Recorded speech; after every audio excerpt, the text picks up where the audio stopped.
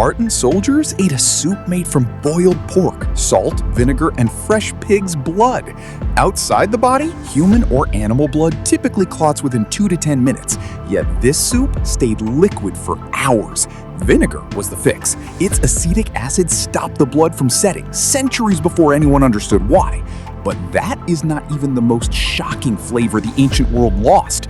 One ingredient was once worth more than silver and minted directly onto coins. Nobody alive today has tasted it, and nobody ever will.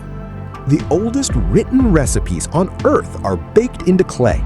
Around 1730 BCE, someone in Mesopotamia pressed cuneiform symbols into a tablet now called YBC 4644, listing 25 separate stews. These were not crude rations. Babylonian cooks layered water, fat, leeks, garlic, beer, and herbs into dishes like tuhu, which was lamb simmered with red beets, arugula, cilantro, and beer. To thicken a broth, they crushed bapiro, a baked sourdough bread, and stirred it in right before serving. Yet none of Mesopotamia's neighbors left behind a single written recipe. So how do we know what the ancient Egyptians were eating? Egyptians left no cookbooks, but their tombs did the job instead. On the walls of Rekhmir's tomb, a vizier who served around 1400 BCE, artists painted the entire process of making tiger nut cakes. The painting shows workers grinding tiger nuts into flour and sweetening it with dates and honey. Then they fry the dough in animal fat. Workers shaped the dough into tall cones so the honey and melting fat could bind the dense mass together. In 2019, researchers used a syringe to pull dormant yeast spores out of 4,500-year-old Egyptian pottery. They then grew that yeast into bread sweeter and richer than anything from a bakery today.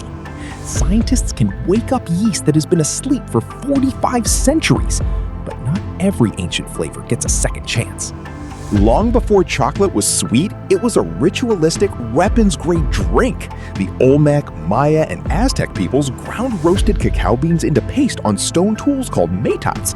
They then mixed it with hot water, maize, chili peppers, vanilla, and wild honey.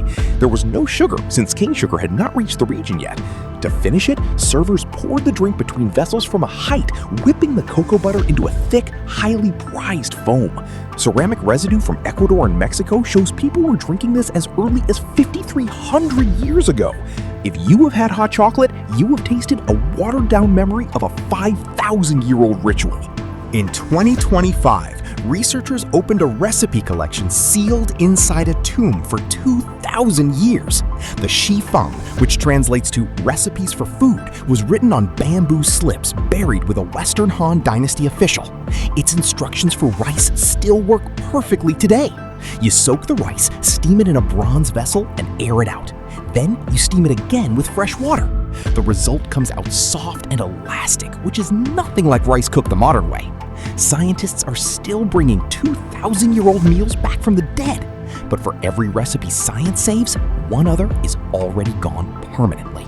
Roman writer Apicius compiled his cookbook, De Re Coquinaria, in the 1st century CE. One of its dishes, called Parthian chicken, calls for braising meat in red wine, lovage, caraway, black pepper, and a fermented fish sauce called liquamen. It also calls for laser, a substitute spice standing in for an ingredient that no longer exists. That ingredient was Silphium. This wonder herb grew in exactly one place on Earth, the city of Cyrene in what is now modern-day Libya. People used it as a seasoning, a perfume, and an aphrodisiac. It was so valuable that Cyrene minted the plant directly onto its own silver coins, but nobody could grow it anywhere else. Overharvesting and overgrazing wiped it out completely. By the reign of Emperor Nero, Roman historian Pliny the Elder noted that only a single stalk was found and gifted to the emperor, marking the first plant extinction ever recorded in human history. Nobody alive today knows what Silphium actually tasted like, and nobody ever will. Silphium did not vanish overnight. People just kept demanding more of it, year after year, until one day there was not any left. Outside of Pliny's final stalk, there is no official date marking the exact moment the world realized it was gone forever. That raises an uncomfortable question. What flavors are disappearing right now the exact same slow way that nobody will notice until they are already gone. In the next video, we break down exactly what modern foods are on the brink of extinction. Click the video on screen now to find out.